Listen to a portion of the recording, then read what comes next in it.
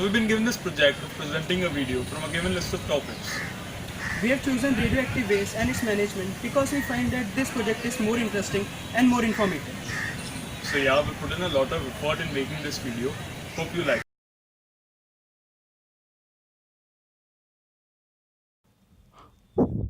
What is radioactive radiation? Radioactive substances are those that emit ionizing radiations. They are categorized as hazardous substances as prolonged exposure to radiation leads to damage and death of living organisms. The radioactive substances persist in the environment for a long period of time. The period in which radiation occurs is commonly measured and expressed in half-life, that is, the time required for the radioactivity of a given amount of substance to decay to half its initial value.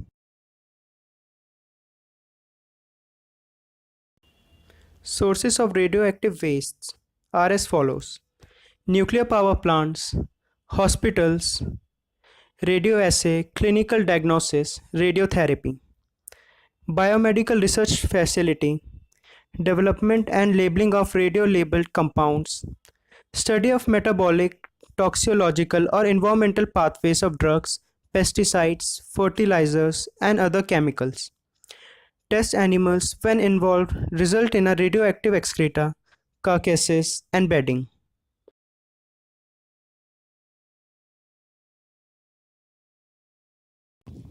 Uses of radioactivity. Radioactivity traces are commonly used in the medical field and also in the study of plants and animals.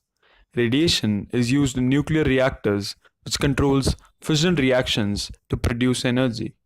Radiation is also used to sterilize medical instruments. Radiation is used by test personnel who monitors materials in processes by non-destructive methods such as X-ray.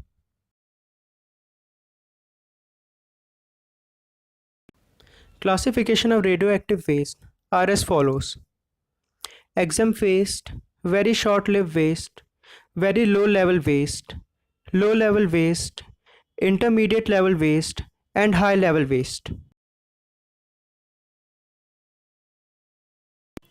Management of radioactive waste.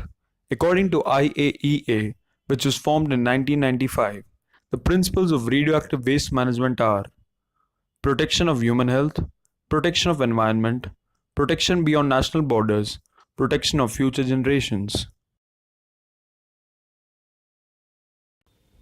Treatment and disposal of radioactive waste.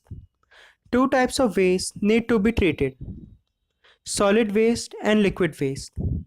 Before treatment, the solid waste are segregated into combustible, compactable, and non-compactable forms. The purpose of solid waste treatment is to reduce the volume of waste and make it suitable for storage and transportation. The process used includes shredding, which reduces void space and is particularly effective when wastes are compacted; crushing, used for size reduction of friable solids. Mill, grinder, and crushing machines are used for this process. Cutting is done for items like metals or plastics. Size is reduced considerably for storage, transport, or incineration. Now, let's have a look at some statistics which were published by the World Nuclear Association, which is a part of International Atomic Energy Agency of US.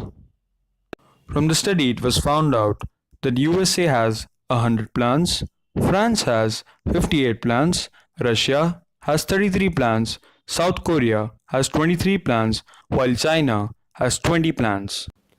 Canada has 19 plants, Germany has 9 plants, United Kingdom have 15 plants, Ukraine have 16 plants, and Sweden have 10 plants. When it comes to production, USA produces 800 billion kilowatt hours of nuclear energy, France produces 400 billion kilowatt hours, Russia produces 200 billion kilowatt hours, South Korea produces 150 billion kilowatt hours, China produces 120 billion kilowatt hours, Canada produces just 100 billion kilowatt hours, Germany also produces 100 billion kilowatt hours, UK produces 77 kilowatt billion hours.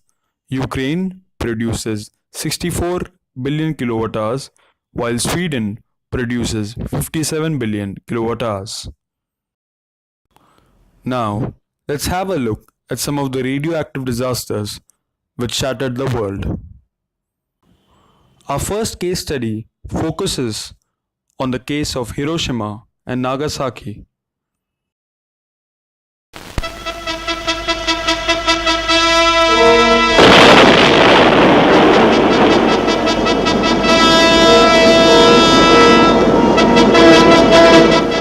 This is something more than the fifth atomic bomb. This seething maelstrom of millions of tons of water pictures the dilemma of our age. With the wonders of scientific achievement before us, the choice is justice and peace, or this kind of atomic death. There is no alternative. For the second test at Bikini, this was the plan. Exploded 20 to 40 feet below the surface of the sea, a huge mass of water is forced upwards and outwards. A gigantic eruption spraying radioactive matter for miles. A little over a year ago, as these captured Japanese films show, the first atomic bomb on Hiroshima killed, burned and maimed 194,000 people. How many more died later from deadly rays and mysterious after effects will never be known. Fabric like this was used in a woman's dress. When the bomb fell, heat branded the pattern into her flesh. All films made by Japanese official cameramen have now been confiscated. Military and medical experts will study them for the effects of the bomb.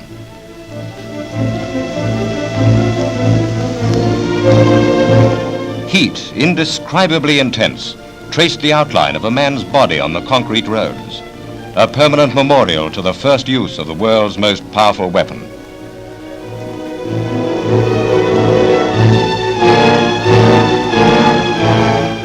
These pictures provide the true background to the deliberations of the Allied peacemakers in Paris. Their impact on our minds is itself a shock and a warning. This man is alive, but he was later to die with many thousands of others from the effects of gamma rays.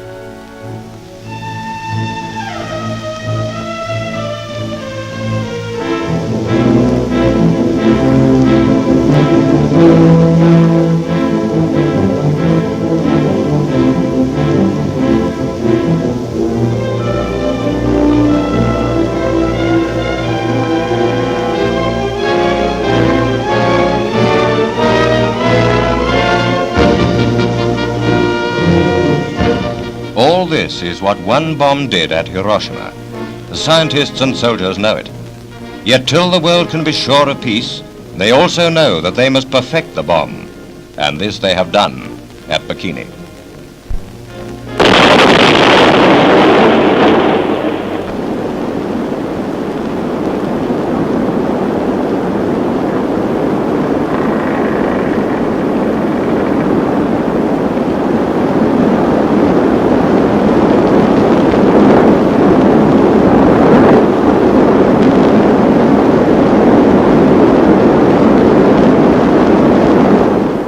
Hurled a mile and a half into the air, the huge tree of water sent a wave of boiling steam rolling outwards, engulfing the anchored ships of the test fleet.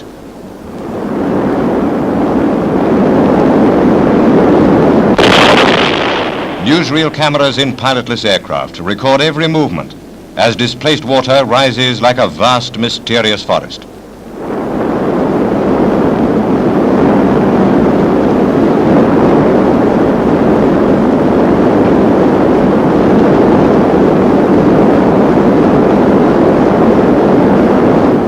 Oil rings on the water are all that remains of the carrier Saratoga, the battleship Arkansas, and many other ships. The dwindled strength of the tidal wave that swamped them was picked up by television cameras on nearby islands.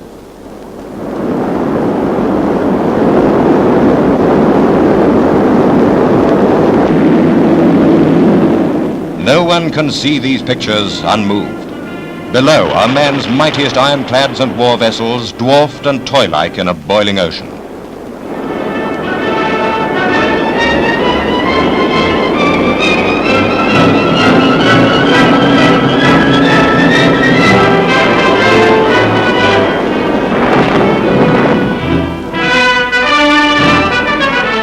If lasting peace cannot be created except by fear of the atom bomb, then let us be afraid. 5 bombs, 5 warnings.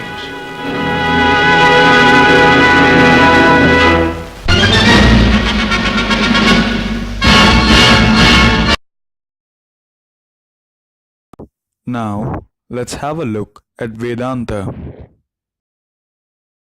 First, a flouting of legal and environmental norms. Second, desperate protests by citizens who've taken ill. Third, a shutdown of the copper smelter in reaction. And fourth, a reopening within months of the shutdown. Vedanta Sterlite is used to this rehearsed loop. After 100 days of protest and the loss of 13 lives to police firing, the Tamil Nadu government this week ordered Vedanta's Sterlite copper smelter in Thoothukudi to shut down. But this isn't the first time the plant has been turned off. Let's take a look back at Sterlite's history in Thoothukudi. October 1994. After reportedly being turned away by Gujarat, Goa and Maharashtra because of environmental concerns, Tamil Nadu Chief Minister Jayalalitha laid the foundation stone for the plant in Thoothukudi, prompting opposition from residents and environmentalists. January 1997. Despite legal challenges to its environmental clearances, the plant begins operating, producing 391 tons of copper anode every day. Within months of its inauguration, residents and workers from around the plant began complaining of coughing, choking and headaches. November 1998. The legal challenge from where it began operating led to a study by the National Environmental Engineering Research Institute, which found that the company had violated a number of conditions, from failing to develop a green belt around it to causing gas leaks and contaminating the water.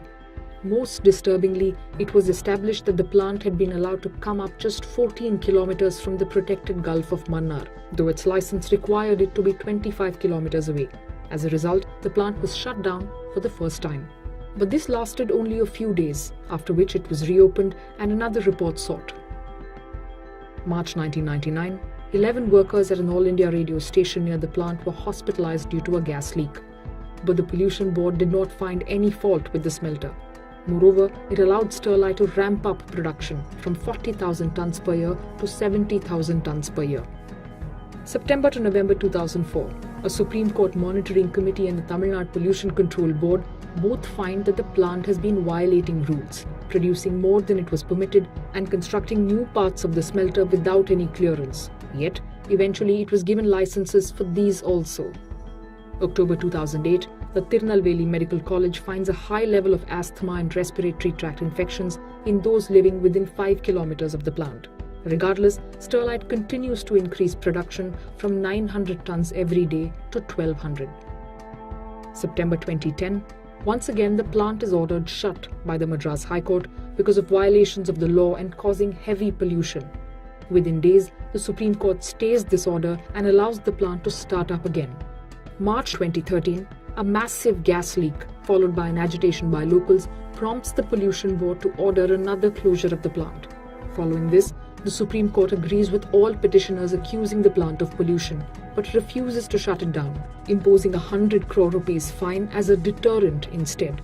By June, the plant reopens. In February 2018, Sterlite puts forward a proposal to expand the plant and build a second smelter doubling its production. This prompts protests from locals and environmentalists to begin anew. Starting with just a few, the protests become much larger. In March 2018, the plant is shut for maintenance even as the protests continue. When Sterlite asks the Pollution Board for permission to reopen, it's rejected. In May 2018, after 100 days of peaceful protests, police opened fire on the thousands gathered to protest the plant, leading to 13 deaths over 2 days. The Madras High Court stays the expansion of the smelter, and as anger over the deaths of the protesters continues, the Tamil Nadu government orders the closure of the plant. With attention still on the Tamil Nadu government and Vedanta, the plant has now been shut. But as the history of the project has shown, Vedanta has often found a way to restart production. How long will the plant stay shut this time?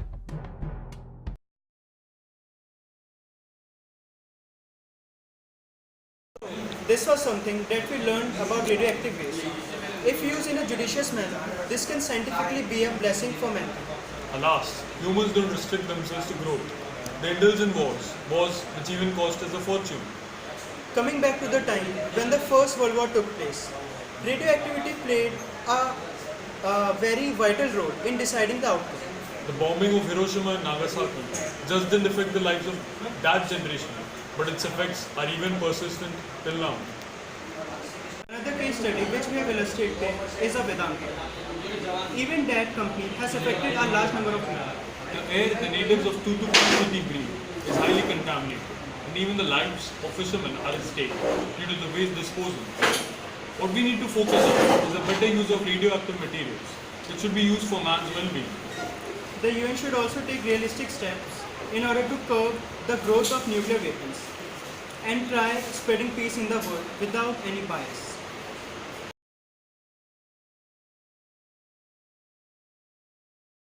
Video. With this, we are signing off now.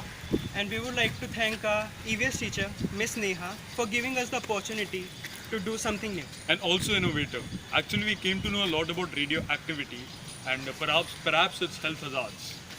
And also, apart from the academics part, we also came to know about more softwares which we use to make this video.